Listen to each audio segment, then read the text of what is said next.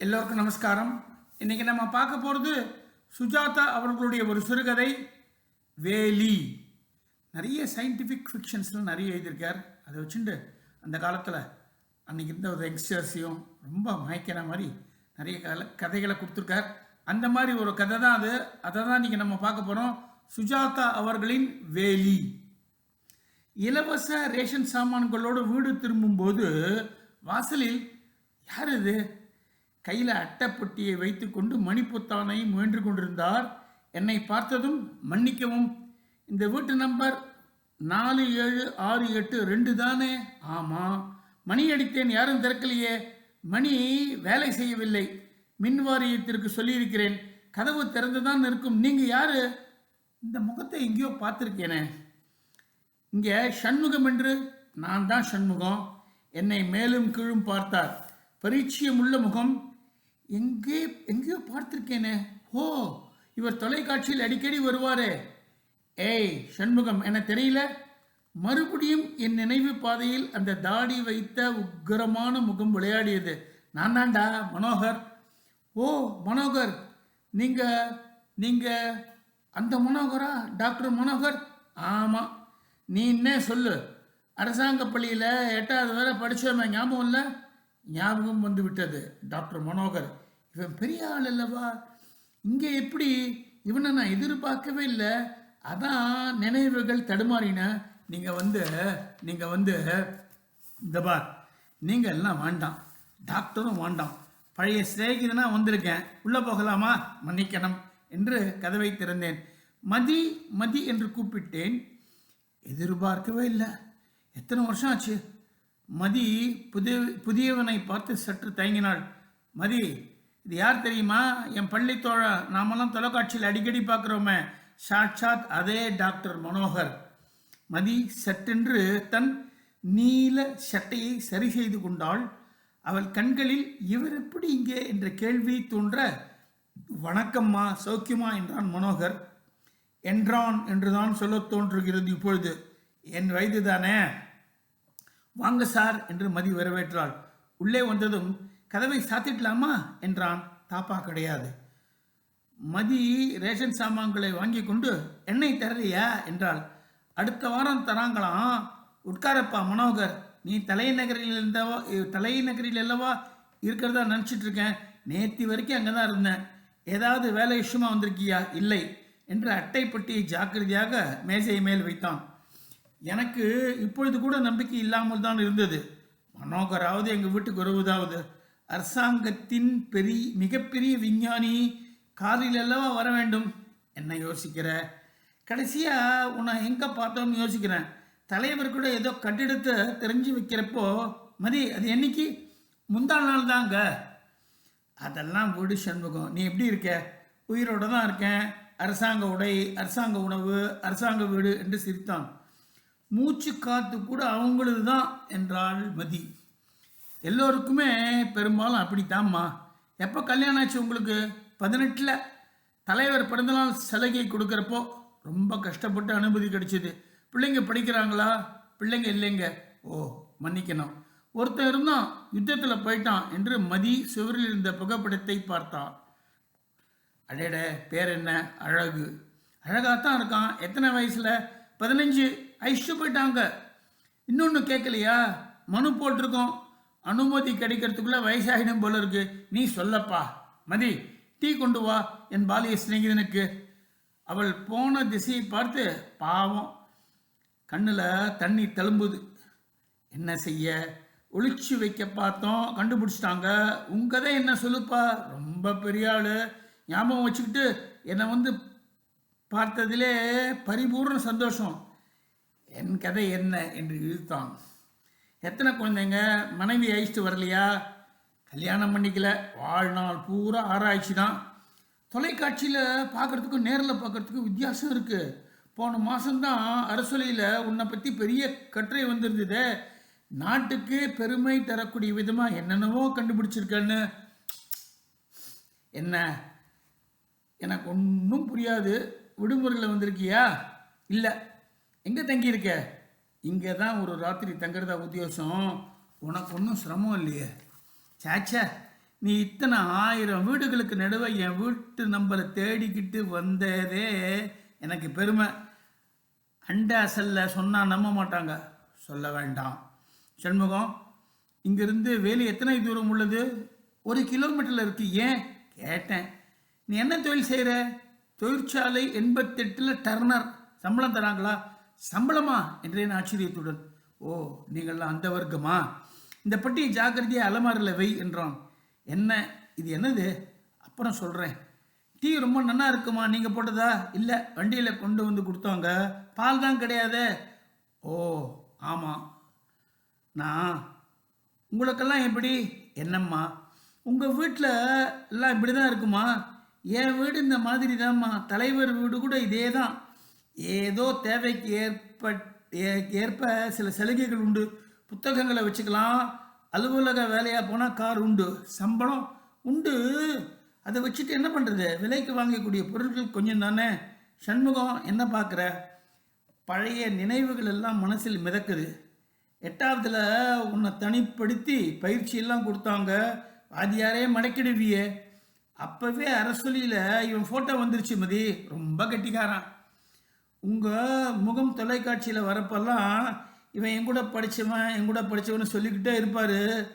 படித்தீங்க, அவர் எங்கேயோ போயிட்டாரு, நீங்கள் எங்கே இருக்கீங்கன்னு கேட்பேன். 8ஆவதுலேயே பரீட்சையை வச்சு நிறுத்திட்டு ஆயில் பூரா டர்னர் தான். அதனால் என்னம்மா, அதுக்காக நீங்கள் வருத்தப்படக்கூடாது. என்ன மாதிரி ஆளுங்க உங்கள் மாதிரி சிக்கல் இல்லாத வாழ்க்கை மேலே பொறாமப்படுறோம். ஏதோ தேசத்துக்கு உபயோகமாக சண்முகம் செய்துக்கிட்டு தானே இருக்கான். என்ன கிடையிறேன், அது எங்கே போகிறது எதுவுமே தெரியாது. 8 மணி நேரம் மெஷினோட ஐக்கியம், அவ்வளவுதான். நீ புதுசாக என்னெல்லாம் கண்டுபிடிச்சிருக்கப்பா மனோகர்? அதெல்லாம் சொன்னால் புரியாது உங்களுக்கு. ஏங்க, நீங்கள் தலைவரோட பேசியிருக்கீங்களா? ஆமாம்மா. தொட்டு பார்த்துருக்கீங்களா? அவர் எப்படி இருப்பார்? அவர் நம்ம போல மனுஷன்தாம்மா என்று சிரித்தான். இல்லை, மிஷின்கிறாங்க. அவர் மாரில் நேராக வச்சு ஒருத்தன் சுட்டானா, ஒன்றுமே ஆகலையாம. அதெல்லாம் புரளிங்க, நம்பாதீங்க. வீட்டில் என்ன பேசிக்கிட்டாலும் அவருக்கு தெரியுமா? தொலைக்காட்சி பெட்டி வழியாக அரசாங்கத்துக்கு செய்தி போகுதுன்னு எல்லாரும் சொல்லிக்கிறாங்களே. அதெல்லாம் சில வீட்டுகளில் தாம்மா வச்சுருக்காங்க. உங்கள் வீட்டு அப்படியா? ஆமாம். நாமெல்லாம் பூச்சிம்மா என்றேன். என்னவோ கொஞ்சம் மாற்றினாங்கன்னா பரவாயில்ல. அதே டீ, அதே துணி, அதே பேச்சு. கிழமைகளுக்கெல்லாம் மூஞ்சியே இல்லைங்க. ஒரு முறை தற்கொலை பண்ணிக்க பார்த்தேங்க, முடியல.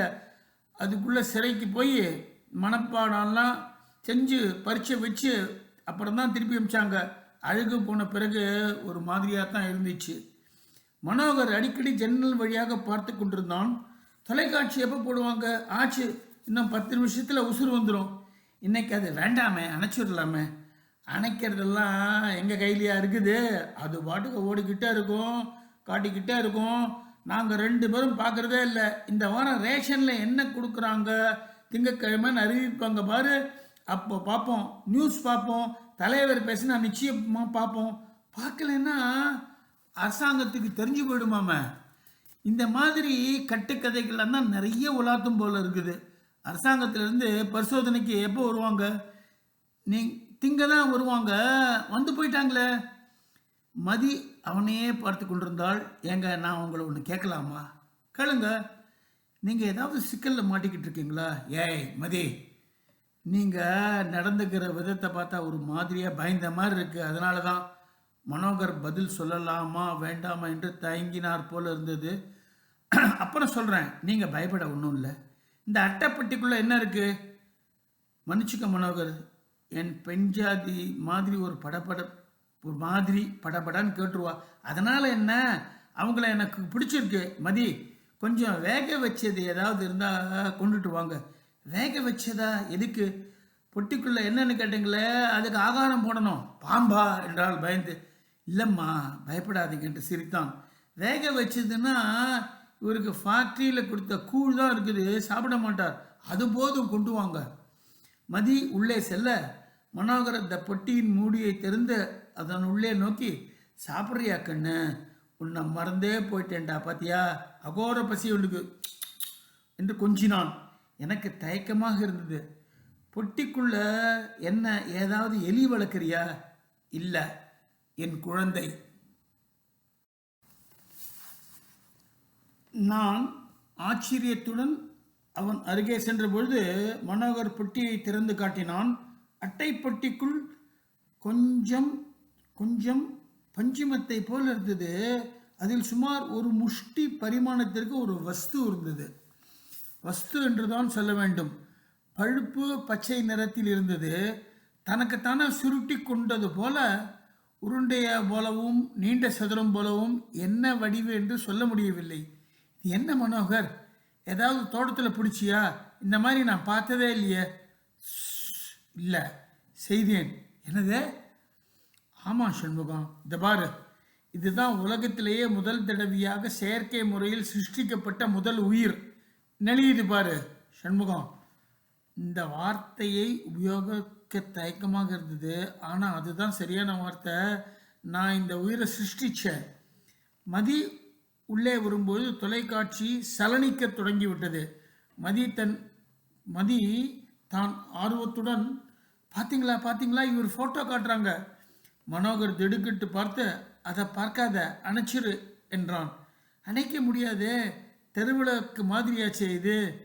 இரு, என்ன சொல்கிறாங்க உன்னை பற்றின்னு பார்க்கலாம். தொலைக்காட்சி பேச துவங்கியது. நேற்று வரை இந்திய அரசின் விஞ்ஞான தலைவராக இருந்த இந்த படத்தில் உள்ள டாக்டர் முனுசாமி மனோகர் தலைமறைவாகிவிட்டார். கட்சி கொள்கைகளையும் அரசின் நோக்கங்களையும் ஆணைகளையும் மீறி அபாயகரமான ஆராய்ச்சி செய்த குற்றத்திற்காக மரண தண்டனை விதிக்கப்பட்டிருக்கிறார். இவரை கண்டவர்கள் உடனுக்குடன் அருகில் உள்ள அரசொலி அலுவலகத்திற்கு சென்று செய்தி தெரிவிக்க வேண்டும். இவருக்கு சரண் அளிப்பதும் இவரை பற்றி தகவல்களை மறைத்து வைப்பதும் மிகப்பெரிய குற்றம். அவர்களுக்கும் மரண தண்டனை கிடைக்க வாய்ப்பு இருக்கிறது. நகரமாக அரசு இந்த துரோகியை தேடிக்கொண்டிருக்கிறது. இந்த புகைப்படங்களை நன்கு கவனித்துக் கொள்ளவும். மனோகரின் முகத்தை பற்பல கோணங்களில் கரைத்து காட்டிக் கொண்டிருந்தது. இந்த அறிவிப்பு செய்தியின் இறுதியில் மறுபடியும் காட்டப்படும். இது குறித்து தலைவரும் பேசியிருக்கிறார். இனி செய்தி: நாட்டில் 200 கிராம் சோயா அதிகப்படியாக வழங்கும்படி எல்லா அரசு அங்காடிகளுக்கும் உத்தரவிடப்பட்டிருக்கிறது. புரதச்சத்து அதிகம் உள்ள சோயாவை சாப்பிடுவது மக்களின் கடமையாகும். நான் திகைத்து போய் மதியை பார்த்தேன். மதி மனோகரியை பார்த்து கொண்டிருந்தாள். நான் அப்போவே நினைச்சேங்க என்றாள். எனக்கு அச்சமாக இருந்தது. ஜன்னல் கதவை தன்னிச்சையாக சாத்திவிட்டு வந்ததை மதி கவனித்தாள். சொல்லுங்க, என்ன குற்றம் செய்தீர்கள்? மனோகர் சற்று நேரம் மௌனமாக இருந்தான். நான் செய்தது குற்றம் இதாம்மா என்று அட்டைப்பட்டியை காட்டினான். ஒரு ஜந்து, ஒரு உயிர். இதை நான் என்னுடைய ஆராய்ச்சி சாலையில் சிருஷ்டி பண்ணினேன். மதி கொண்டு வந்திருந்த கூழை ஒரு ஸ்பூன் கேட்டு அதை எடுத்து அதற்கு கொடுத்தான். எப்படி உறிஞ்சியது பாருங்க. மதி தயக்கத்துடன் எட்டி பார்த்தாள். இது என்னங்க, என்னமோ கொசான்னு கடிக்குமா? ஒன்றும் செய்யாது. கண் இல்லை, கால் இல்லை, ஒரு பிண்டம். அது அவ்வளோதான். கொஞ்சம் கொஞ்சமாக கொடுத்த உணவை ரசாயன முறையில் மாற்றிக்குது. எத்தனை ஆச்சரியம் பாருங்க. அதை செஞ்சது தான் தப்பான், தேச துரோகமா, அதுக்கு எனக்கு மரண தண்டனையா? புரியலங்க. இது நீங்கள் சிருஷ்டி பண்ணினீங்கன்னா எப்படி? உங்களுக்கு புரியுறது கஷ்டம்தான், இருந்தாலும் சொல்கிறேன். ரொம்ப எளிய முறையில் சொல்ல போனால், ஒரு வித ஒட்டு வேலை, கத்திரி வேலை செஞ்சேன். ரீகாம்பினேட்டட் டிஎன்ஏ என்று சொல்லுவாங்க. அதனால் என்ன ஆகும்? 2 மாலிக்குள் இருக்கிற சங்கிலி மாதிரி அதை இதில் பாதின்னு வெட்டி ஒட்டி வச்சு அதை ஒரு செல்லில் போட்டால் அந்த செல்லில் புதிய உயிர் வளர்ந்து இதை பாருங்க இந்த ரூபத்துக்கு வந்திருக்கும். இதில் ஏதாவது ஆபத்தா? என்ன சாதுவாக இருக்குது பாருங்க. முகம் இல்லை, கால் இல்லை, கை இல்லை, பேச்சு இல்லை. இதை செஞ்சது நாட்டுக்கு துரோகமாங்க. இதனால் என்ன ஆகிட போகுது? என்னவோ பயம் என்று அந்த அட்டைப்பட்டி மூடிவிட்டு, சண்முகம், ராத்திரி எப்போ பாரா வருவாங்க? 11 மணிக்கு. அதுக்குள்ளே புறப்பட்டு போயிடுறோம்ப்பா. எங்கே போவீங்க என்றாள் மதி. வேலியை தாண்டித்தான், அண்ட நாட்டுக்கு தான். ஐயோ, வேலியை தாண்ட போகிறீங்களா? அதில் முழுக்க கரண்ட்டுன்னு சொல்கிறாங்களே, அதெல்லாம் பயப்படுத்தி வச்சுருக்காங்க, யாரும் பரிசு பண்ணாமல் இருக்கிறதுக்கு. அப்புறம் அவ்வளோ தூரத்துக்கு கரண்ட்டே நம்ம நாட்டில் கிடையாது. யுத்தத்துக்கு அப்புறம் எல்லாத்துலேயும் பஞ்சம். சண்முகம், என்னால் அவங்க 2 பேருக்கும் ஆபத்து எதுவும் வரக்கூடாது. அவங்க என்னை தேடிக்கிட்டு வரத்துக்குள்ளே நான் புறப்பட்டு போயிட்டேன்னா உங்களை தொந்தரவு பண்ண மாட்டாங்க. நீங்கள் இந்த வீட்டில் இருக்கிறது யாருக்காவது தெரியுங்களா? தெரியாது. தெரிஞ்சிடும். இந்நேரம் அவங்க என் ஜாதகத்தை முழுக்க அலசிக்கிட்டு இருப்பாங்க. அதுக்கெல்லாம் கணக்காக கம்ப்யூட்டர் நல்லா தான் வச்சுருக்காங்க. சாப்பிட்டு விட்டு போங்க, சர்க்கரை மிச்சம் பிடிச்சி வச்சுருக்கேன், பாயசம் பண்ணிடலாம் என்றால் குரலில் சதியுடன். இல்லை மதி, அவன் அவசரத்தில் இருக்கான்ல, இப்போ நீங்கள் பயப்படுறீங்க, என்ன ஆகிடும்? அவங்க யாராவது வந்தால் கூடைக்குள்ளே மறைச்சி வச்சிடலாம், சாப்பிட்டுட்டு போங்க. இல்லைம்மா, என்ன இந்த வீட்டில் அவங்க பார்த்தாங்கன்னா உங்கள் உயிருக்கு ஆபத்து, அதுக்கு தான் என்று நானும் இழுத்தேன். வரட்டும், ஆபத்து வந்தால் என்ன செய்வாங்க? சுடுவாங்களா? சுடட்டுமே, எப்படியாவது ஜீவன் போயிடும்ல. ஆட்டு மந்தையில் ஒரு ஆடு மாதிரி இருந்து என்ன பிரயோஜனம்? மனோகர், நீங்கள் இருங்க, உங்களை ஒளிச்சு வச்சு காப்பாற்றுறோம். இது பாருங்க, வாழ்க்கையில் ஏதாவது பரபரப்பு இந்த மாதிரி தேவை. ஐயா, நீங்கள் இருங்க, ஒளிச்சு வச்சுக்க கூட ஒரு இடம் இல்லையே மதி. சர்க்கார் குப்பை கூடை கொடுத்துருக்காங்கல்ல, அதுக்கு வாங்க, அடைக்கலமாக வந்தவங்களை காட்டி கொடுத்துட மாட்டோம் என்றாள் மதி. எனக்கு விழுக் விழுக் என்று மனது உதைத்து கொண்டது. உண்மைதான், உயிரில்லாத வீரனாக இருப்பதை விட உயிருள்ள புழுவாக இருப்பது என்பது என் நம்பிக்கை. மதியிடம் இத்தனை பிடிவாதம் இருக்கும் என்று நான் நம்பவில்லை. அவளை மீறி நான் தகவல் சொல்லிவிட்டால் அந்த துரோகத்தை மன்னிக்கவே மாட்டாள். என்னை விட்டு விட்டு போய்விடுவாள். இவள் இல்லாமல் இருக்கிற ஒரு தின சந்தோஷமும் போய்விடும். என்ன செய்வது? பணிந்து போக வேண்டியதுதான். எத்தனையோ பேரிடம் பணிந்து போயாயிற்று. இவ்விதம் யோசித்து கொண்டிருந்த போது தலைவர் திரையில் வந்தார். அந்த நீண்ட முகம் எல்லோருக்கும் பரிச்சயமானது தான். அந்த நிதானமான பேச்சு, அந்த கண்கள், என்னையே ஊருடுவி பார்க்கும் ஆயுதங்கள்.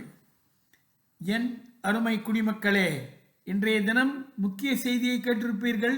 முனுசாமி மனோகர், என்னுடைய வலது கரம் போல இருந்தவன், இன்று துரோகியாகி குற்றம் சாட்டப்பட்டு மரண தண்டனை விதிக்கப்பட்டிருக்கிறான். அரசின் கொள்கைகளில் உங்களுக்கு நிரந்தர விசுவாசம் ஏற்படுத்துவதற்காக நான் ஏன் அப்படி செய்தேன் என்பதை மக்களுக்கு விளக்க வேண்டும். இது என் கடமையாகிறது. மனோகர் நம் தேசத்திற்கு எவ்வளவோ செய்தவன், என் உயிர் நண்பன். அவன் மேல் ஒரு சகோதரனை போல பாசம் வைத்திருந்தேன். பொய், என்ன பொய் சொல்கிறான் பாருங்க. 24 மணி நேரமும் கண்காணித்து கொண்டிருந்தான் என்றார் மனோகர். உயிர் தோழன், நண்பன் என்றெல்லாம் உயிருக்கு உயிராக நேசமாக இருந்தாலும் நாட்டு நலன் என்று வரும்போது என் வலதுகையை வெட்ட தயாராக இருப்பேன். நான் என் சொந்த மகனை யுத்தத்தில் இழந்தது உங்களுக்கெல்லாம் நினைவிருக்கலாம். மற்றொரு பொய், மகனே கிடையாது உனக்கு. மனோகர் செய்த குற்றம் என்ன? அதை கொஞ்சம் விவரமாக சொல்ல கடமைப்பட்டிருக்கிறேன். 20வது நூற்றாண்டின் பிற்பகுதியில் மனித இனத்தை விஞ்ஞான சக்தி பன்மடங்கு அதிகமானது. 2 துறையில், ஒன்று அணுசக்தியில், மற்றொன்று உயிரியலில். ஒரு குழந்தையிடம் அபாயகரமான விளையாட்டு கருவிகள் அகப்பட்டது போல இந்த 2 சக்திகளையும் பெற்றோம். அணுசக்தியின் விளைவு என்ன என்பதை நீங்களே கண்கூடாக அனுபவித்திருக்கிறீர்கள். சென்ற யுத்தத்தில் அந்த இரத்தச்சூடுகள், அதன் தீப்புண்கள், அந்த வெடிப்புகள், விகாரங்கள் எல்லாம் நம் கண் முன்னே மிஞ்சியிருக்கின்றன. எல்லா அரசாங்கங்களும் இந்த அணுசக்தி ஆராய்ச்சியை முழுவதும் தடை செய்தது கண்கட்ட பின் செய்த இருக்கிற குருடர்கள் பிழைக்க செய்த மிக தாமதமான செயல். அணுசக்தியில் செய்த தப்பை மற்றதில் செய்யக்கூடாது என்று உயிரியலில் சில ஆராய்ச்சிகளை இந்த அரசு அறவே தடை செய்திருந்தது. அதில் முக்கியமானதொன்று ரீகேப்னேட்டட் டிஎன்ஏ என்கின்ற ஆராய்ச்சி. இதனால் சில நன்மைகள் உண்டு என்று சிலர் சொன்னாலும், இதனால் புறப்பட போகும் பூதத்தின் வடிவமோ அளவோ தெரியாததால் இந்த துறையை அறவே தடை செய்து விட்டோம். மீறுவது தேச துரோகம் என்று மரண தண்டனை அளவுக்கு குற்றமாக்கினோம். இதனால் என்ன ஆபத்து என்று நீங்கள் கேட்கலாம். எளிமையாக சொல்ல போனால், இந்த முறையில் சில உயிரினங்களை விஞ்ஞானிகளால் சிருஷ்டிக்க முடியும். இதுவரை இயற்கையில் இல்லாத உயிரினங்கள் என்ன செய்யும், எப்படி வளரும் என்பதெல்லாம் தெரியவே தெரியாது. அதன் விளைவுகளும் தெரியாது. இந்த நூற்றாண்டிலேயே இதை கிமோரா என்று அழைத்தார்கள். தலை ஒரு மிருகம், உடம்பு ஒன்று, வால் மற்றொன்று என்று வைக்கிற கிமோரா மிருகங்கள் பழைய புராணத்தில் தான் இருந்தன. இன்று விஞ்ஞானிகள் புதிய கிமோராக்களை செய்து பார்க்க விளைந்ததை தடுத்து நிறுத்தியிருக்கிறோம். இந்த சூழ்நிலையில் முனுசாமி மனோகர் ரகசியமாக இந்த தடை செய்யப்பட்ட ஆராய்ச்சியை நிகழ்த்தி ஒரு உயிரினத்தை செய்திருக்கிறான். விஷயம் வெளியே வந்ததும் அதை எடுத்துக்கொண்டு தலைமறைவாகிவிட்டான். என்னருமை குடிமக்களே, இந்த விஞ்ஞானிகளால் நாம் பட்ட பாடு போதும். இவர்களை வேலி போட்டு கட்டுப்படுத்தி வைத்திருந்தால் வேலியை மீறி தடை காட்டாமல் இவர்களை நீக்கிவிட வேண்டும்.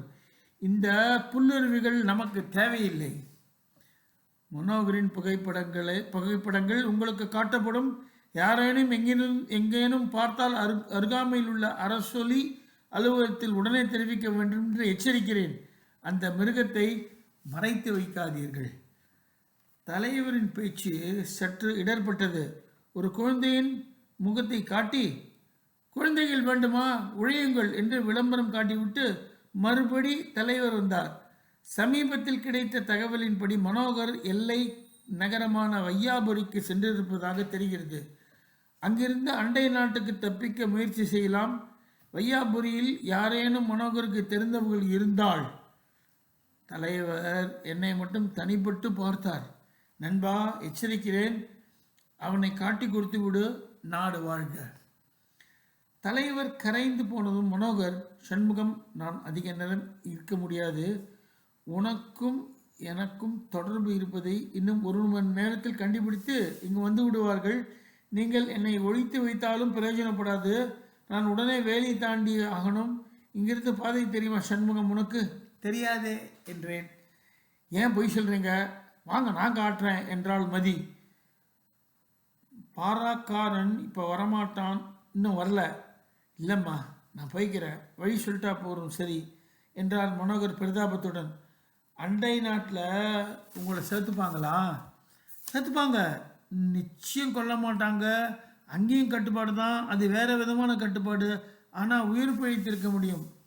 ஒரு அட்டை பெட்டிக்குள்ளே ஏதோ கொச்சான்னு செஞ்சதுக்கா இத்தனை பாடு? மதி, நீ பாட்டுக்கு பேசிக்கிட்டே நிற்காத, சமயமாகுதில்ல. அடிக்கடி உங்கள் கோழத்தனத்தை காட்டுறீங்களே. இந்த பாருங்க, இந்த மாதிரி சந்தர்ப்பம் யாருக்கு வரும்? பெட்டியை எடுத்துக்கிட்டே போகிறீங்களா? மனோகர் யோசித்தான். மதி, எனக்கு ஒன்று செய்வீங்களா? செய்கிறேன், சொல்லுங்கள். எனக்காக இதை வளர்ப்பீர்களா? அப்பப்போ வெயிலில் வைக்கணும். 1 மணி நேரத்துக்கு ஒரு முறை வெந்தது ஏதாவது கொடுக்கணும். நான் போகிறேன், தப்பிக்க முயற்சி பண்ண பார்க்குறேன். அவ்வளோ நம்பிக்கையில் தான் போய் சேர்ந்துட்டேன்னா அந்த நாட்டு வசதிகள் மூலமாக எப்படியாவது இதை திருப்பி பெற முயற்சி செய்வேன். போயிட்டேன்னா, இறந்து போயிட்டேன்னா என் ஞாபகமாக இதை வளருங்கள். இது என்ன ஆகும், எப்படி மாறும், ஏதும் எனக்கு இன்னைய தேதியில் தெரியாமல் இருக்குது. இன்னும் எத்தனை நாள் உயிர் வாழும் அதுவும் தெரியாது. இதையெல்லாம் கொஞ்சம் குறிப்பிடுத்தி வச்சுக்கோங்க. இந்த அரசு தலைவர் எல்லாம் சாஸ்வதம் இல்லைங்க. எப்பவும் பயத்தை மடியில் கட்டிக்கிட்டு நிமிஷத்துக்கு நிமிஷம் உயிர் வாழறாங்க. இவனுக்கு குழி பறிக்க எத்தனையோ பேர் காத்திருக்காங்க. இவன்லாம் மாறிடுவான், செத்துருவான். ஆனால் விஞ்ஞான அறிவு என்றைக்கும் இருக்கும். அதை தடை செய்ய முடியாது, தடை செய்யக்கூடாது. என்றைக்காவது ஒரு நாளைக்கு நீங்கள் எழுதி வைக்கிற குறிப்புகள் அதுக்கு தேவை இருக்கும். மதி, நீயும் புருஷனும் இந்த உங்களுடைய இயந்திர வாழ்க்கையிலிருந்து ஒரு ஆறுதல் பெற இது ஒரு வழின்னு வச்சுக்கோங்க என்று அட்டைப்பட்டியை கொடுக்க மதி ஆசையுடன் வாங்கி கொண்டாள். அதை பின்னறையில் கொண்டு போய் வைத்தாள். வாங்க, என்ன பார்த்துக்கிட்டு நிற்கிறீங்களே, அவங்க வரத்துக்குள்ளே வேலியை காட்டிட்டு வந்துடலாம். சோலைக்குள்ளே வளையுது பாருங்க, அதான் மறைவான இடம். வழி சொல்லலாமே மதி? வேண்டாம் மதி, நான் போய்க்கிறேன், வழி சொன்னால் போதும். நீங்கள் வரீங்களா இல்லையா? இப்போ இல்லைன்னா நான் இவர் கூட ஓடி போயிடுவேன். 3 பேரும் கிளம்பிய போது இருட்டி இருந்தது. இன்னும் பாரா துவங்கவில்லை. பகுதியாக 4000 வீடுகளை முடிப்பதற்கு நேரமாகும். முதல் பிளாக்கில் வெளிச்சம் தெரிந்தது. ஒளிபெருக்கி தெளிவில்லாமல் ஒளித்து கொண்டிருந்தது. ஆரம்பிச்சிட்டாங்க. சரியான சமயத்தில் தான் கிளம்பிட்டோம், யாரும் பார்க்கலையே. யாரும் இந்த நேரத்தில் வெளியே வரமாட்டாங்க, நீங்கள் வாங்க என்று மதி முன்னால் சென்றாள். மதி, இந்த உதவிக்கு என்ன கைமாறு? அதெல்லாம் வேண்டாங்க, நாங்கள் தான் உங்களுக்கு நன்றி சொல்லணும். வாழ்க்கையில் ஒரு நாளைக்கு கொஞ்சம் துடிதுடிப்பு கொடுத்தீங்க, மாறுதலுக்கு தந்ததுக்கு நாங்கள் தான் நன்றி சொல்லணும். வெளிக்கதவை திறந்து கொண்டு வீதியில் இறங்கியதும் அந்த வண்டியின் முன் வெளிச்சம் பட்டென்று எங்கள் மூவரின் முகத்திலும் முயந்தது. நகராதே, கையை பின் தலையில் கோர்த்துக்கொள், சுடப்படுவா என்று ஒலிபெருக்கி. டாக்டர் மனோகர் அதை கேட்டதும் தெருவில் மிக வேகமாக குறுக்கே ஓட என்று வசீகரமான ஒரு ஒலி கேட்க, டாக்டர் குண்டடிபட்டு அப்படியே உறைந்து தடுக்கி ஒரு கணம் கோமாளி போல தடுமாறி தெரு நடுவில் விழுந்தான். கொஞ்சம் நேரத்தில் ராத்திரி ஒளியில் அவன் மார்புக்கு கீழே நல்ல இரத்தம் குளமாக பரவ, மதி, பாவிகளா பாவிகளா என்று வீறிட்டு கொண்டு அவன் அருகே ஓட, மதி போகாத, சுற்றுவாங்க என்று நான் கூவ அவர்கள் சுடவில்லை. 2 பேரும் வீட்டுக்கு அழைத்து வரப்பட்டோம். அந்த இளம் புயற்படையினன் என் மகன் போல இருந்தான். புதிதாக குளித்திருந்தான் போல. புன்முறுவலுடன் இங்கே வருவாங்கன்னு கண்டுபிடிச்சிட்டோம். உங்களை கொல்ல எங்களுக்கு உத்தரவு வரல, எங்கே அந்த உயிரின் மாத்திரம் கட்டு சொல்லிடுங்க. தெரியாது என்றால் மதி. இந்த பாருங்க தாயே, அது என்னன்னு உங்களுக்கு தெரியுமா? தலைவர் பேச்சை கேட்டீங்கல்ல, அதை உடனே அழிச்சிடும்படியா எங்களுக்கு தலைநகர்லேருந்து உத்தரவாயிருக்கு. சீக்கிரம் சொல்லுங்கள், 10 மணி செய்திக்குள்ளே விஷயம் முடிஞ்சிடணும். எனக்கு பதக்கம் கிடைக்கும். சொல்லுங்க தாயே. தெரியாது என்றால் மதி. சரிதான், அனாவசியமாக உங்களை துன்புறுத்த விருப்பம் இல்லை, பரவாயில்ல, வாங்கையா முதல்ல என்று அவன் தன் பையில் இருந்த எதையோ எடுத்து மடக்கி இருந்ததை பிரித்து அது ஒரு கத்திரிக்கோல் போல பளபளத்தது. எப்படி விருப்பம்னு சொல்லுங்க ஐயா, காதை கத்திரிக்கலாமா இல்லை அம்மா மாறையா? உடனே இருந்தவன், பெண்களுக்கு தான் முதலிடம் என்றான். வேண்டாம் வேண்டாம், சொல்லிடுறேன், சொல்லாதீங்க, என்ன தான் செய்கிறாங்கன்னு பார்க்கலாமே. அதான் சொன்னேன்னும்மா. வேண்டாங்க வேண்டாங்க, அந்த அறையில் அட்டைப்பொட்டியில் இருக்குது, அட்டைப்பொட்டியில் பார்த்தீங்களா, அது சமத்து, நல்ல குடிமகனுக்கு அடையாளம். அவர்கள் அறை கதவை உடைத்து கொண்டு உள்ளே செல்ல மதி என்னை கோபத்துடன் பார்த்தாள். எதுக்காக சொன்னீங்க? இப்போ என்ன ஆயிருக்கும்? கொஞ்சம் ரத்தம் செஞ்சு தான் பார்ப்போமே, அதை விட வேற என்ன, செத்தால் தான் என்ன?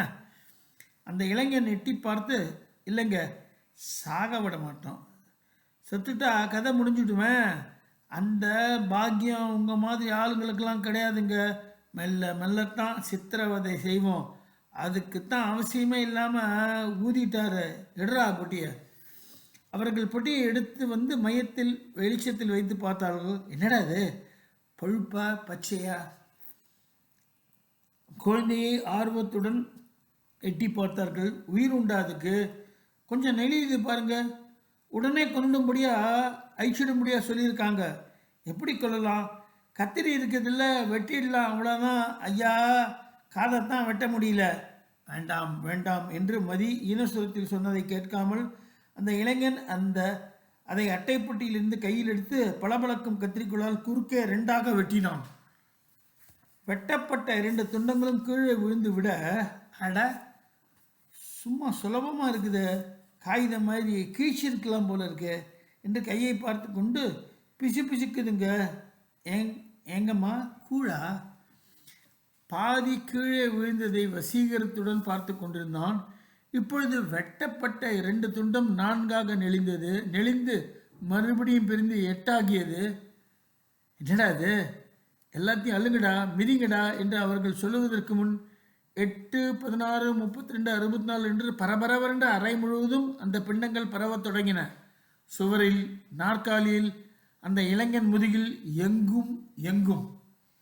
என் காலில் குறு குறு என்றதை உணர்ந்தேன்.